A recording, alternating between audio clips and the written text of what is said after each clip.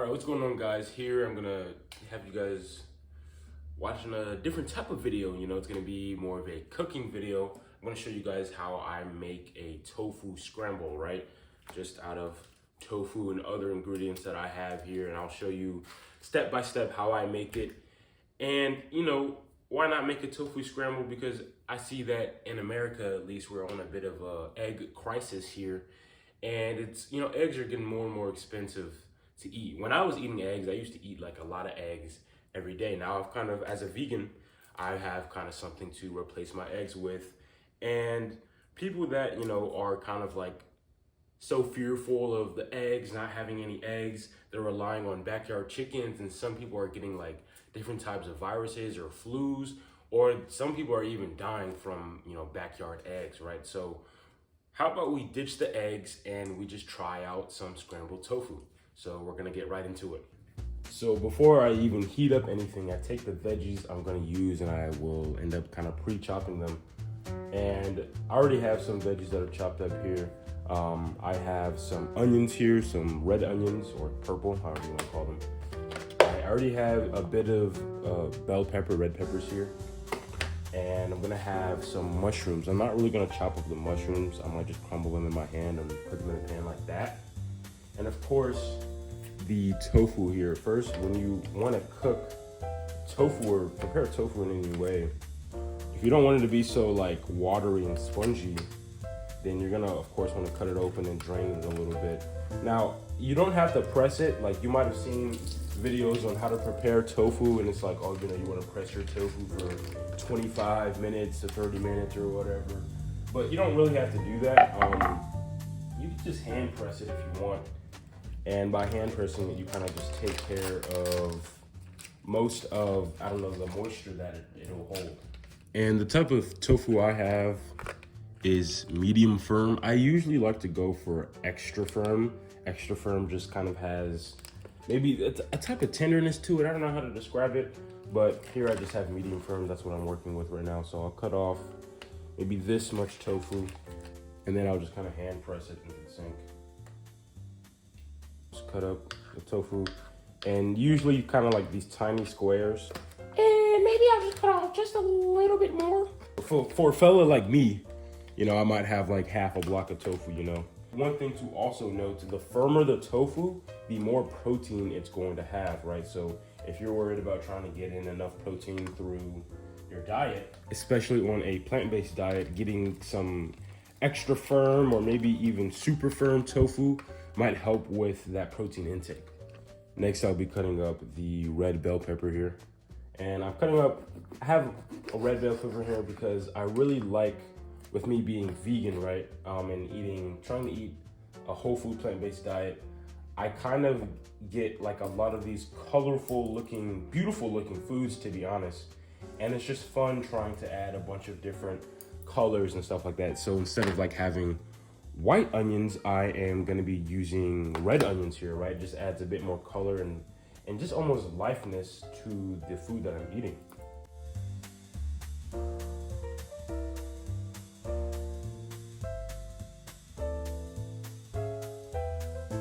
One cooking tip is to have your vegetables pre-cut and maybe keep them in containers like this with lids on them, of course, in your fridge. So that way, whenever you are gonna be cooking or next time you're cooking, it just doesn't take as long. You don't have to worry about pre-cutting your vegetables or whatever.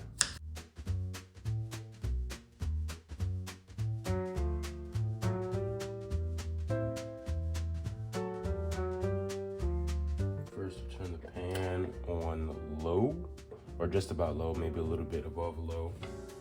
Add some extra virgin olive oil to the pan.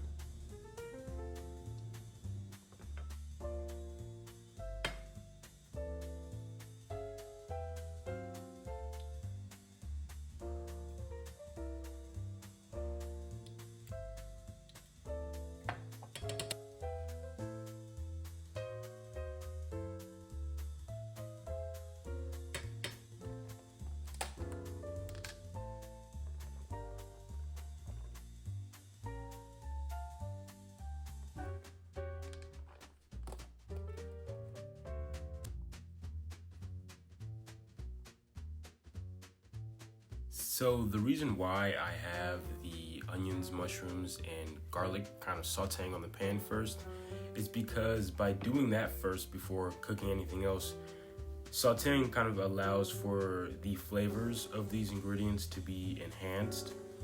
It kind of concentrates a bit of its natural sweetness, and it in a way develops some richer textures and colors through the process of caramelization.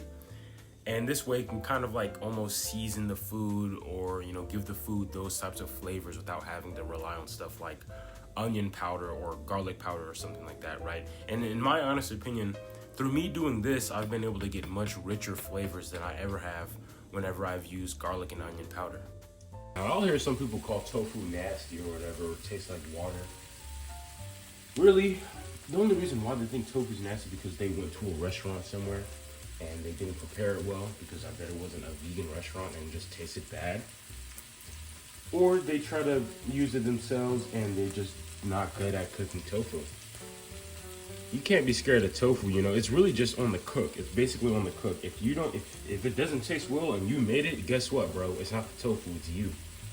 So you just have to kind of prepare things in a way that it's going to end up tasting good, without blaming that specific ingredient or something like that. Now I'm gonna add the tofu here.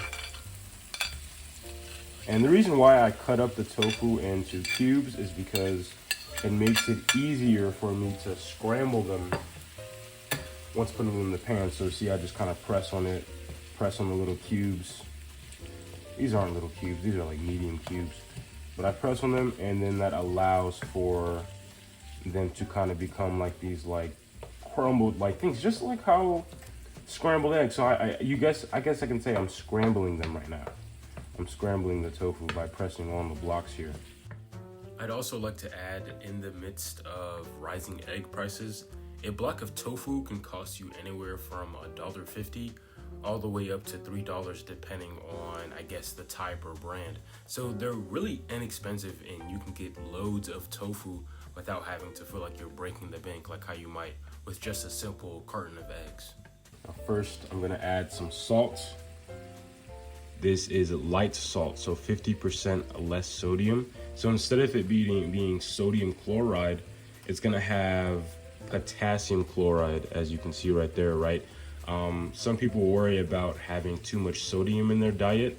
So a good way to kind of help with lessening the amount of salt that is in your diet, you wanna get something like light salt, which is gonna be basically 50% sodium and 50% potassium. And potassium chloride actually helps with lowering blood pressure, and potassium is also an electrolyte. And with the potassium and sodium chloride, the salt mix, the flavor isn't really all that different. It's pretty similar, but if you want to kind of replace your salt completely, then there is something like new salt here, which is a salt substitute, and it's basically just potassium chloride. But it does have a bit of a taste difference. So, some meals it might taste fine without like any noticeable difference, but in other meals it might taste a bit different and just not that good. So I usually just rely on the 50% here, and it's not like I have like high blood pressure or anything. But if you really want to try and get your blood pressure down, then you might want to rely on this, and then maybe over time, as it's more regulated, you can rely on this. Another thing to mention is the firmer the tofu, the less water content it'll have. And so by having less water content, that means you won't have to press it as much. And then I'm gonna add some black pepper. When I used to make scrambled eggs, or even sunny side up eggs, I would just put salt and pepper. I wouldn't put anything else on there. I didn't try and experiment with any other tastes or flavors. I just kind of even when I was cooking in general, it was just salt and pepper on everything. And it barely had anything else on there. But now, eating a whole food plant-based diet, I am basically experimenting a lot with a lot more flavors, textures, different types of food ingredients. I've been getting into like trying different mushrooms and stuff. So honestly, like I don't feel like I'm missing out on anything when I'm eating this way. And eating this way has honestly been very beneficial because it's made me have better habits, for one, dietary habits, and it's made me enjoy being in the kitchen more and cooking more. You know, not only am I cooking for myself, but I live with my family, and when I cook meals, I'm also cooking for them as well. Next up, I'm gonna add the bell pepper that I just cut up earlier. Just add a bit. Adds more color, more flavor. And you can add whatever color bell pepper you want. You can have green peppers, you can have yellow peppers or orange peppers. If you have orange peppers, you're gonna be getting a bit of vitamin C in there, just like how you would be eating limes, lemons, or oranges. The reason why I'm adding a red pepper is because it's gonna have a bit more color, and I'm already gonna be adding kale to it later. And because of that, I just kind of like don't wanna have like a bunch of green. I wanna have a good mix of stuff. Next up is turmeric. Now, turmeric is amazing. Turmeric, you know, you'll usually find this in like curries and whatnot. But I like to use it and to season my tofu scramble. And one thing it does, it gives kind of like that yellow color that scrambled eggs will give you. So that way it's kind of like when you're having the tofu scramble, it even reminds you more so of scrambled eggs. Because having just this white color of the tofu is a little off-putting. But mixing in the turmeric, it gives it that nice curry smell that I really enjoy, that I've really come to enjoy as well. And of course it gives it that just beautiful, nice golden color as it mixes in with the rest of the food ingredients. Look at that, man. Oh my gosh. It really looks like eggnog. Now at this point you might want to turn the heat a bit lower. Over time I did end up turning the heat up just a little bit. But turn it a bit lower so that way you don't burn your spices and seasonings that you put in there. And you don't just have to stop at the seasonings I'm putting in here. You can put more stuff in there, whatever you might like. I used to put cumin in here, and cumin somehow gave it a bit of a meaty type of flavor that, you know, was very interesting. It gave it like this meaty, savory flavor. Next up, I'll be adding nutritional yeast. And this is gonna be nutritional yeast that is fortified. So nutritional yeast will already have fiber, and then it's gonna have vitamins like B12 in here. It doesn't add too much of a flavor to it. It does kind of smell like corn almost, but it's not really going to affect the taste of it. I'm really just adding it in here just for the fact that I can get B12 from foods like this, like fortified plant milks or fortified nutritional yeast. I can get other types of vitamins without having to actually take an actual supplement. And so that way I'm just getting other proper nutrients through food ingredients. But there's nothing wrong with supplementation. People think supplements are the devil somehow because they're unnatural, but that's not the case at all. Supplements have not been shown to be of any detriment to anybody's health whatsoever, and has in fact been pretty beneficial to people's health. Next up is going to be hemp seeds. I almost forgot about these, but hemp seeds are going to be very good for you. They're going to, you know, they even have here stuff like supports cardiovascular health, and what they contain is healthy fats, right? So when you are eating healthy fats, such as unsaturated fats from, let's say, almonds, avocados, walnuts, peanuts, hemp seeds, flax seeds, chia seeds, you are getting your proper omegas, and these omegas are also like omega-3s, right?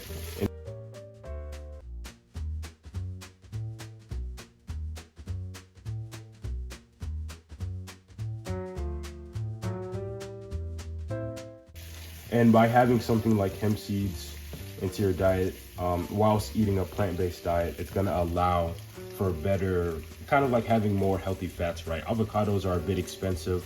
But stuff like flax seeds, hemp seeds, chia seeds, those are a bit on the cheaper end. Same thing with walnuts, right? So I like to add walnuts to my oatmeal in the morning. But if you want to have a bit more healthy fats, there's nothing wrong with eating more fat in your diet, especially if it's coming from healthy sources like olives, avocados, hemp seeds, walnuts, flax seeds, etc.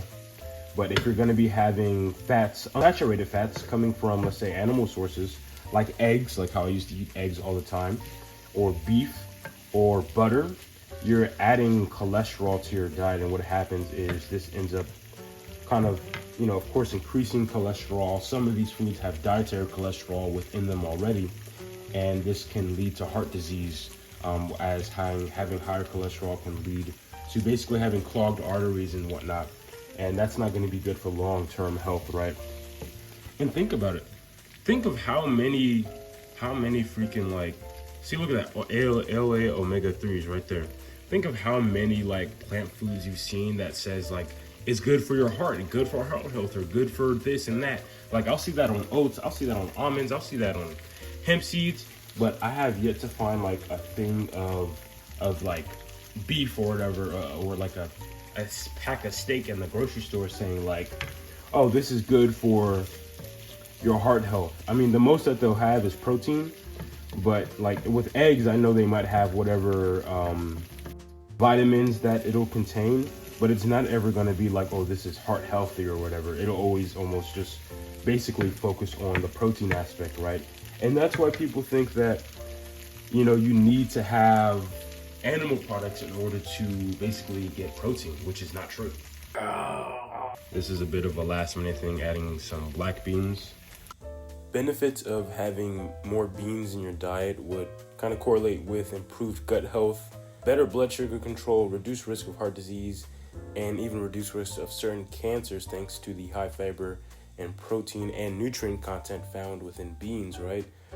So you're gonna get a much better and healthier gut microbiome, gonna get better blood sugar control since they're gonna have slower digestion with the fiber. It can even help reduce your LDL cholesterol, which is your bad cholesterol, help lower blood pressure, and reduce risk of other cardiovascular diseases, right? So eat your beans, man. They're going to be very important to eat. And also tofu itself is made from soybean. And no, soy does not kill your hormones because it doesn't have any actual mammalian estrogen or hormones in it. Last thing I'm going to be adding is kale, a dark leafy green vegetable. Dark leafy green vegetables are actually amazing for you. That can either be spinach, kale, and when it comes to cooking and you want to add some dark leafy greens, kale and spinach as well, those are probably going to be one of the last things that you want to add into the pot or into the pan, whatever. So that way you're not really burning it and killing all the nutrients, right? By also having it at the end, you're going to have the heat low. And of course, by having the heat low, like I just said, you won't be burning the nutrients. So you kind of want to add them and stir them in there until they kind of wilt a little bit and they become like soft and soggy. And I think this might be about done. And boom, there we go. It's all finished. You kind of want it to be like you're having vegetables with tofu, right? It's kind of almost like, oh, you got a bit of tofu in your vegetables, right? You want to have a high vegetable intake, right? Because with having whole vegetables, you'll be having fiber, you'll be getting a lot of antioxidants, other nutrients you can get from plant foods, such as like vitamins, iron, calcium, things like that. And it's amazing that, like, you know, my way of cooking has changed, because when I used to make scrambled eggs or sunny side up eggs, I was barely like putting anything in them. First, all it was just salt and pepper, and I wouldn't even have vegetables with them. I'd barely have vegetables with my scrambled eggs or sunny side up eggs, and that would be like how I would eat in the morning, or sometimes I'd have multiple eggs a day. And like my vegetable intake was pretty low. I was barely consuming vegetables, to be honest. So yeah, I'll be having this nice tofu scramble here along with this smoothie here. This will actually be my breakfast. So yeah, I hope you guys enjoyed the video. If you have any questions or whatever, leave them in the comments. And yeah, maybe I'll have more cooking videos in the future. Peace out.